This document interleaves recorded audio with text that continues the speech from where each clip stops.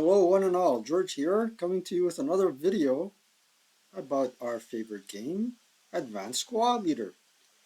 Now the topic of today's video are going to be my favorite nuggets, and in particular the nuggets that were documented in ASL Journal 13, which I still own and operate, by the way. And the nuggets are found on page 14. They're about 2 pages long, 14 and 15, colorful and detailed in with respect to well documented and brief. And I'm just picking out 5 of my favorite of all the ones that have been published in this particular journal. The reason why I bought this journal actually, and I've made another video about it before, wearing my Blue Jays cap, I'm going off on a bit of a tangent because I'm having a bad hair day, but I am officially inaugurating my ASL mug. I put the graphic in the center because with either hand I hold it, I can still see the graphic. I had bought it to essentially because there was an analysis of scenario, the Mad Minute, scenario 24, which was redone, by the way, and has a lot of interesting information in it. Among them, the nuggets, and of all the nuggets, I picked 5 of my favorite to show you guys. So how this is going to work is I am going to tell you my favorite nugget. We're going to turn to the board to see an example of it, a hypothetical situation of it. And then I'm actually going to do some rolls, and the rolls may or may not cooperate with my example. Typically, Murphy's Law takes over, and it is what it is, as we like to say. So let's get on with no further ado with my first nugget. And the first nugget has to do with a snapshot. And the rule references are alpha 8.15, alpha 2611. And essentially what the nugget says is that a unit eliminated by a snapshot still gains control of a building it attempted to enter. Correct me if I'm wrong. It sounds mind-blowing, but it's absolutely true. Now let's look at the example and see if we can focus in on the example here. Zoom in as much as we can, center it so everybody can see what's going on. Those of you that are too vain to wear glasses, or those of you that had cataract surgery like myself, and whatever your situation might be, I just focused in as much as I could, I suppose. Is that true? Let's see. Oh wow, we can even make it even bigger. All right, let's say this. Let's say hypothetically speaking, this is a situation and we need to capture building N2, right? And let's say the FFE eliminated everybody in here completely, get them temporarily off the board. The FFE ended. Now, for one reason or another, the last person that occupied this building was the German player, and this guy is going to say assault move and move in there, right? Assault move. What's that shot going to give you? From here, let's say, because here to there, I should have line of sight. Let's double check and see. I do, and I don't. Okay, but here's the snapshot. He has line of sight here, and he has line of sight there. That's the snapshot, right? So you would, if you were a newbie to this game and you're saying, oh, I got a 6 up 3, I got a 6 up 3 from here to there, because he took an assault move. Que sera, sera. It's an improbable shot or a low-key shot. Coffee. Good for the brain. Excellent stimulant. Nescafe, by the way. I'm looking to see if I can get my hands on some instant Black Rifle coffee. We'll see what we can do. So, an expert in that particular situation is going to call a snapshot. Snapshot. Hold on, guys. Let's get the rule book out. A8.15 should be snapshot. Let's get the rule book out. Book, like in Sesame Street. 8, the aliens. 8, I like the aliens. 8.15, snapshot. There you go. A815. So basically, to sum up a paragraph in a few words, this fellow is going to take a shot at him while he's moving in the open ground between hex O1 and N1 at half firepower. So he has here 8 plus 3 is not much, 9, 10, 11. Half of that, it would be a 4 down 2 shot. A 4 down 2 shot, anything less than a 9 will score something, right? Because it's at half firepower. Whereas opposed to an 8 up 3 shot, he would need 6 or less to get anything meaningful. So let's declare the snapshot. This unit here, the 838 with LMG, is declaring a snapshot, and we are using the LMG to acquire a rate. But again, we would only be able to fire at him at least once, just once, because going through open ground is a one movement factor shot. Let's take a shot and see what happens. Holy cow! I rolled a 3. 3 down 2 minus 2 for essentially moving in the open. Is it down 2? It would be down 1. It would be down 1 because I declared assault move. Down 1. So 4 down, 3 down 1 is a 2. 2 on the 4. 2 on the 4 is a K slash 2. Yeah, because I declared assault move. So it would be down 1 for the open ground, but you wouldn't get the minus 1 for first fire non-assault movement. It is assault move. So a K slash 2. K slash 2. So we're back here. We have half squatted. And then a 2 check goes berserk. With my luck. Well, it's not going berserk, but it's heat of battle. Heat of battle. So he passed the morale check. With heat of battle, we now have to roll a 2d6. And what modifiers are we going to have? Plus 2 because we're a Russian. And that's about it. Let's see what happens now. 2d6 plus 2. 5 plus 2 is 7. 7 is simply battle hardening. Battle hardening here. And he actually made it. He's an elite half squad now.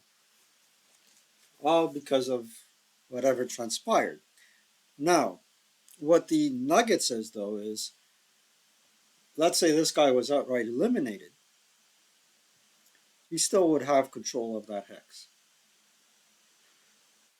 And if not the entire, consequently, I would say, he entered the building, he has control of the building, unless there was hidden squads and you'd have to do a clearance roll to make sure there was no hip unit throughout the building and whatnot. Interesting rule nugget to have. I don't know why I'm drinking so much coffee. Okay, let's restore that example because we're going to go on to our next example. Put this fellow back. Put this fellow back here. And by the way, by virtue of him being there, this guy would be in a situation whereby what we call upper level encirclement. Bang. Put the FFE one back. All right. Snoogy Woofers. Do you guys know what that is? Snoogy Woofers. It's in section D and section A. By the way, I try to vary my nuggets from each chapter. So the chapters that I'm covering here are chapter A, B, and C. Alpha, Bravo, Charlie. So Snoogy Woofers is a nice way of saying something that I can't pronounce even if my life depended on it. Alpha 11.622. Got to take a look at that one as well. Good old trusty rulebook. Notice I'm using print as opposed to PDF. Old-fashioned guy in the computer industry. I'm not too sure if you can consider me old-fashioned, but I like print from time to time, if not more often than not. 11622. As a matter of fact, off of I like reading off of print rather than PDF or online screens, unless I really have to. I do something really short. Print kind of helps me concentrate and retain material. So I'm not too sure where these folks that kind of like the PDF are coming from, unless, of course, they like the PDF for quick reference because you could do a Control F with a PDF and find things a lot easier.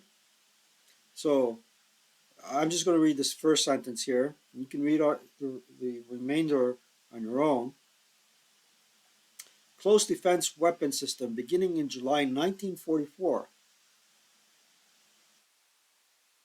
Certain German AFEs are equipped with a close defense anti-personnel projector, Nahverteidigungswaffe. I like Snoogy Woofer better. In their turret roof.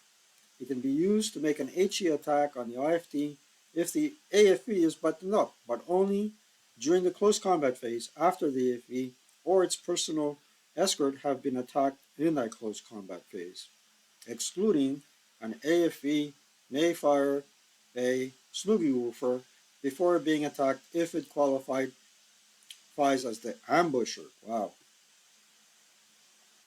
I tried to find an armored fighting vehicle um, that had a Snoogy Woofer at the earliest possible date. Found this fellow here. I believe it's a Stug 2LG, 42LG. I'm not sure. But if you right click on the counter, and if you actually have the counter, you can see that SN6 applies. So what's interesting about that is that you can, when it's time to use that Snoogy Woofer, your close support weapon is not half for the AFE being in motion. So let's bring this dude back. This 447, or actually we can even clone it here. Now, if you're playing with cardboard, you got to go looking for that um, Snoogy Woof. You got to go looking for that squad in your counter tray. My counter trays are not too far from me; they're just off to the side here. So let's say this Stug came in here to do the sleeves freeze for that dude during the AFE's movement phase. Along comes the close combat phase. They're in CC, and now they can. Do they roll for ambush? The AFE is in open ground. He's not in the TEM. Let's say they don't. Okay? And even if that was the case, since the AFE moved and did not advance into that hex, is there ambush? I'm not too sure. Anyways, got here a situation where there's no ambush. Squad rolls for their CCV value of 5. Doesn't get it. This guy can use his Snoogy Woofer, I believe at 16 firepower attacks, no TEM, no smoke, no concealment, no having for concealment or motion. So technically what that means is this armored fighting vehicle can remain in motion, and the reason why he would like to remain in motion is because he has a Snoogy Woofer, and if the infantry try to eliminate him, they would need a CC value of 3 as opposed to a 5, eliminating the chances of the armored fighting vehicle of the infantry getting the upper hand in close combat. Lo and behold, I hope my audio is working, otherwise I'm going to have to re-record this video. That's a bummer. So stay in motion, let this guy attack. He has a low probability of eliminating you, and then use a Snoogy Woofer at full firepower, even though you're in motion, Concealment doesn't count, the 10 doesn't count, nor the smoke. And kaboom, that would be something on the 16 table. Boom, I believe. 7 on the 16 is probably a 2 check. Yeah, 2 check. So let's do a morale check for that Russian. Of course, he passes. Okay, here's my other doogie or nugget. Here we have Commissar Avanov with a broken first line squad holding a HMG. Now, the reason why he would probably want to hold on to the HMG is because, well, there's no risk of this guy not rallying, um, but there's always the risk that this guy attempts to rally and rolls a 12 or doesn't rally whatsoever. So the Russian player would be thinking, hey, he's a leader, right? I can recover. Try attempt to recover as opposed to rallying him. And that's a no-no. A25.228 commissars must pick rally over recovery. So in order to attempt to rally this fellow, first of all, you need to know that he's not subject to DM because he's being rallied by a commissar. You get 1 for the terrain, so and 1 for being under a commissar. So 9 or less to rally. Let's see what happens. Now I rolled an 11. I did not roll boxcars. I rolled an 11. So what happens to the first line squad? He's half squad. He's eliminated. Answer is incorrect. No, he's just ELR'd. So we ELR him. We can't. We have to bring him back to the unbreaking point. We ELR him at this juncture. He becomes a conscript. Now, as a conscript, if he fails to rally, then he's half squatted. And then if he fails to rally again, the remaining half squad is eliminated. That's how it works. Read the rules, guys. Don't trust me. So that's why you would be tempted to get the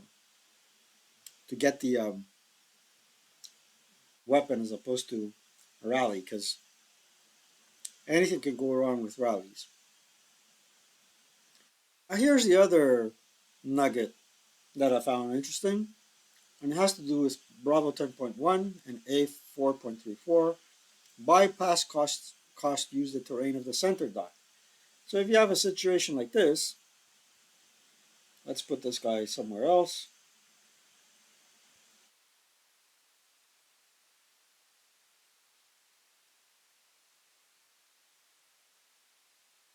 And this fellow wants to bypass this hex along the W4 side, not the X3 side. Basically, he would probably have to risk bug check because it's the center dot terrain that has to be taken into consideration. So basically, it might be improbable. Now, if that's not the case, don't shoot me if I'm wrong. You're free to have a little discussion in the comment section. Personally, I hate vehicular bypass, because as I found out the hard way, is that it's the covered arc focal point that matters. So if this dude was here, and this dude is at 45L, and he's pointing in that direction, you would have to chase a line of sight from here to the covered arc focal point, and that, my dear friends, is a side shot. So be careful with vehicular bypass movement and take into consideration Bravo 10.A, Bravo 10.1, and Alpha 4.34. And we come to our last favorite nugget, number 5, has to do with Charlie 1.51. Here we have our units under an FFE 1. This fellow is subject to the FFV. This fellow is subject to the FFV. Not this guy yet, unless he comes in here. But what does the nugget say is that units moving to a lower level are not subject to an additional attack because they are not becoming more vulnerable. So why would this guy want to vacate this hex? Is probably because he is upper level encircled. However, he cannot go to a lower hex because the stairwell is here and occupied by this dude. There is no other stairwell. So in moving across from this hex to that hex, he would incur an attack. So it would be probably, let's say it's 100 mic. That's somewhere on the, let's put battalion mortar. Excuse me. Oh, snizzles. Yeah, excuse me. Let's say it's a 16 attack, a battalion border 80 mic. All right, 16 up 3. 8 plus 3, 11 on the 16 table is the pin task check. Usually I pass pin task check. So 2 sevens. Usually I don't. All right, let's ignore that attack. And let's say the squad did not pin. Now, if I choose to go lower one more level, lower, boink, he won't be subject to the OBA, but subsequently, this is non-assault movement. This fellow can fire at the upper level uh, at 16 up 2, I believe. 10 on 16. That's a normal. Let's see if I can pass 2 morale checks, 7 or less. I failed the task check, I passed the morale check. Gee willikers.